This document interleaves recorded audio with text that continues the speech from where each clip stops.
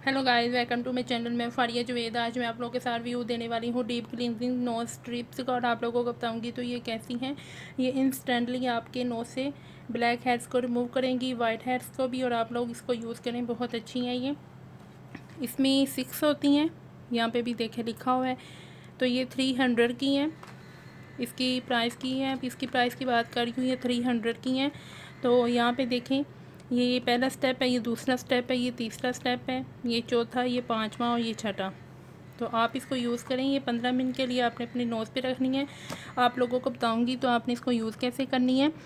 आपने करना ये है, मैं आपको पहले निकाल के दिखाऊंगी। तो ये अंदर से इस तरह की हैं, ये देखें 6 हैं।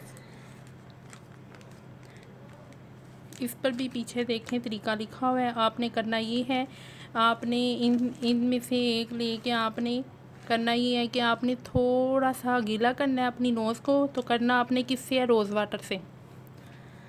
चाहे तो आप पानी भी ले सकती हैं। रोज़ वाटर लेके तो आपने थोड़ा सा गीला करना है, फिर आपने ये लगाना है। फिर लगाने के बाद आपने इसको थोड़ा सा ऊपर और पानी या रोज़ वाटर लगा लें, थोड़ा सा ही आपने लगाना है। फिर आपने इसको 15-20 मिनट के लिए रखना है। तो आप इससे रिमूव कर सकते हैं ब्लैक हेड्स और वाइट हेड्स को भी।